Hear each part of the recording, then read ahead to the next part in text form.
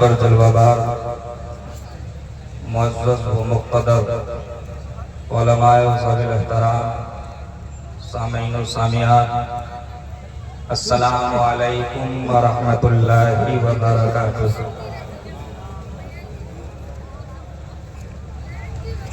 الحمدللہ الذی بیدہ تصرف الاحوال و تخفیف الاسقال، والصلاة والسلام علی سید الہادین الی محاسن الافعال وآلہ واصحابہ بین المدارعین فی الصفات والاعمال۔ صدق اللہ العظیم۔ اعوذ باللہ من الشیطان الرجیم، بسم اللہ الرحمن الرحیم۔ وَلِلَّهِ الْعِزَّةُ وَلِرَسُولِهِ وَلِلْمُؤْمِنِينَ۔ صدق اللہ مولانا العظیم۔ صلو علی الحبیب، پڑھیے درود شریف، اللہم صلی علی سیدنا و مولانا محمد بارک وسلم۔ صلو علیہ صلاۃ و سلام علیک یا رسول اللہ یا حبیب اللہ صلی اللہ علیہ وسلم۔ اپنے ہی مٹی پہ چلنے کا ہنر سیکھو، سنگے مرمر پہ چلو گے تو پھسل جاؤ گے۔ نہیں تیرا نشیمن قصر سلطانی کے گنبد پر، تو شاہی ہے بسیرا کر پہاڑوں کی چٹانوں پر۔ عرص عظمتی میں منعقد ہوا آج کا یہ حسین جلسہ، جس کے تجھ کو احتشام پر ہم سب شاداں و فرحاں ہیں۔ خدا کرے اسی طرح ہر سال، ہر دم، ہمادم، دم بدم عرص عظمتی ہم تمام لوگوں کو منانے کی توفیق عطا فرمائے۔ ایک شعر سماعت کر لیجئے کہ اونچا جہاں میں نام ہے پیران پیر کا، پورا مجمع ایک مرتبہ لہک کے دہک کے مہک کے اللہ اس کے رسول کے نام پر اپنے ہاتھوں کو اٹھا کے کہہ دیجئے نا یا رسول اللہ۔ شعر بہت قیمتی ہے، قدر کیجئے گا، علماء کرام کی موجودگی میں پہنچا رہا ہوں۔ بے توجہی سے کہیں آپ کے بے توجہی کے تلوار سے میرے شعر کا قتل نہ ہو جائے، سنبھالیے گا۔ اہل علم بیٹھے ہیں، تمام علماء کی موجودگی ہے، تمام کی دعائیں لیتے ہوئے میں آپ تک پہنچا رہا ہوں کہ اونچا جہاں میں نام ہے پیران پیر کا، اور بگڑی بنانا کام ہے پیران پیر کا۔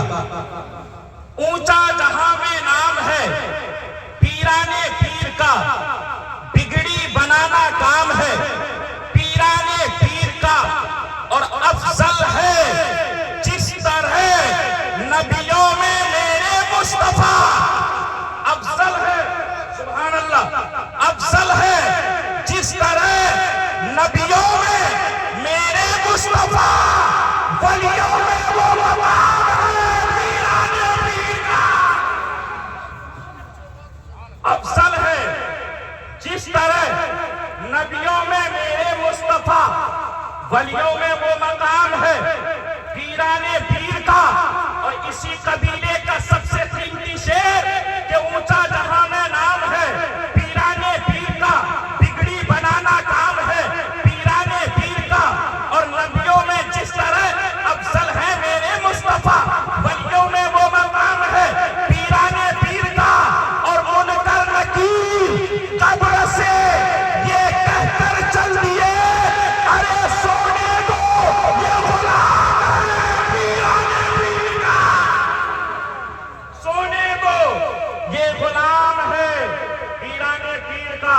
علماء کرام کی موجودگی میں اللہ رب العزت کا فرمان وَلِلَّهِ الْعِزَّةُ وَلِرَسُولِهِ وَلِلْمُؤْمِنِينَ، عزت اللہ کے لیے ہے، عزت رسول اللہ کے لیے ہے، اور عزت مومنوں کے لیے ہے۔ یعنی اللہ بڑی عزت والا ہے اور اس کے رسول بڑی عزت والے ہیں، لیکن اللہ کے فضل سے، رسول کی مہربانی سے مومنین بھی عزت والے ہیں۔ لیکن آپ بتائیے، لیکن کیا آج مسلمان عزت کی زندگی گزار رہا ہے؟ آپ سے میں پوچھنا چاہتا ہوں، کیا مومن عزت کی زندگی گزار رہے ہیں؟ کیا ہم آپ سماج میں عزت کی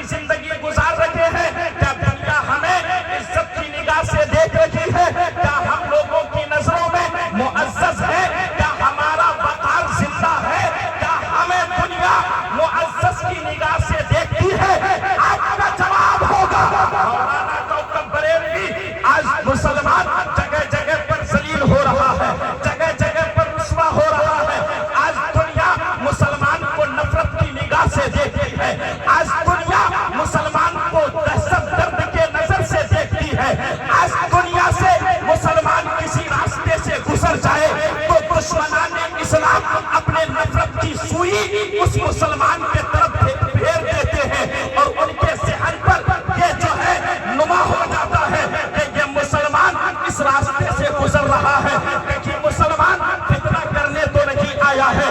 یعنی پتہ یہ چلا کہ مسلمان کو جگہ جگہ پر رسوا کیا جا رہا ہے، جگہ جگہ پر مارا جا رہا ہے، جگہ جگہ پر ذلیل ہو رہا ہے مسلمان، لیکن مسلمان ذلیل کیوں ہو رہا ہے؟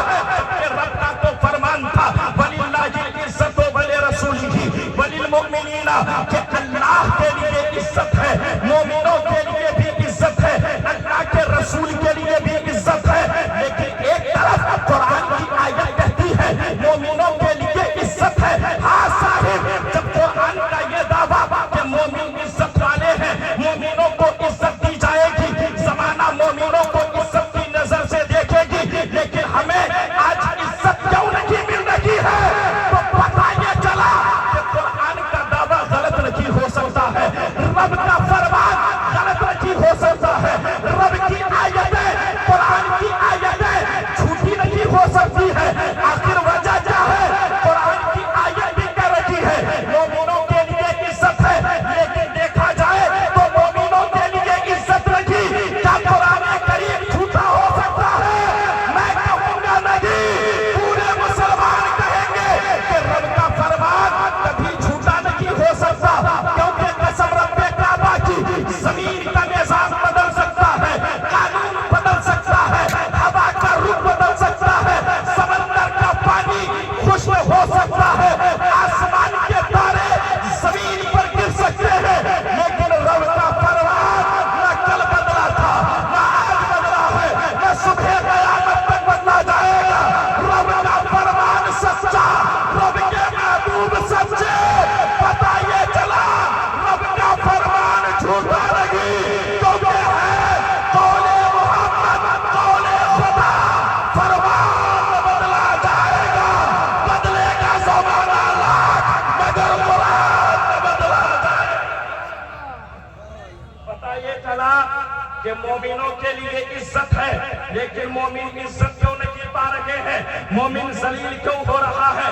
اگر اس پر اپنے ذہن کو دوڑائیں اور مفسرین کے تفسیر کو پڑھتے ہیں، محدثین کی احادیث کو پڑھتے ہیں، تو پتہ لگتا ہے کہ مومن اس لیے ذلیل ہو رہا ہے کیونکہ مومن کے دل میں اب صحیح طور پر ایمان نہیں رہا، مومن حقیقت میں مومن نہیں رہا، مومن ہونا کیسا چاہتے تھا لیکن ہم کیسے ہو گئے؟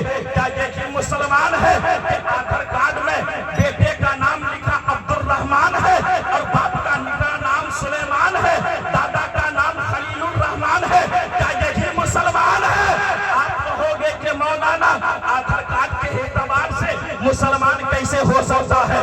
میں کہوں گا کہ ہاں یہی تو میں کہنا چاہتا ہوں، آدھار کارڈ والا مسلمان نہ بنو، مسلمان ایسے بنو کہ جس راستے سے گزرو دنیا والے دیکھیں تو کہے ارے دیکھنا ہے تو دیکھ اس گزرنے والے کو، یہ اپنے باپ کا وفادار نہیں بلکہ مصطفیٰ کا وفادار۔ تو مومن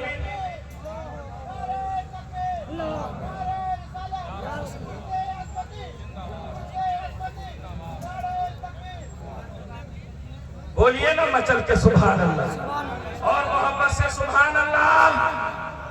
یہ الگ بات ہے، خاموش پڑے رہتے ہیں، جن کے رتبے ہیں بڑے وہ تو بڑے رہتے ہیں، اور ایسے اسلاف سے ملتا ہے ہمارا شجرا جن کے قدموں پہ کئی تاج پڑے رہتے ہیں، ایسے اسلاف سے ملتا ہے ہمارا شجرا جن کے قدموں پہ کئی تاج پڑے رہتے ہیں۔ میں عرض یہ کرنا چاہتا تھا کہ مسلمان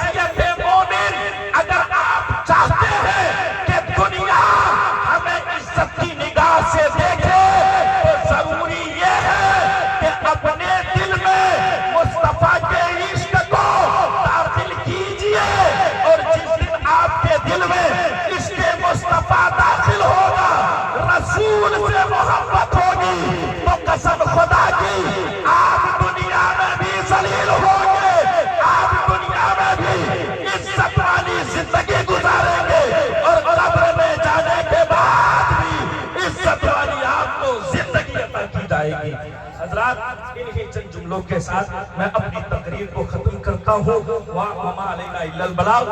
السلام علیکم ورحمۃ اللہ تعالی وبرکاتہ۔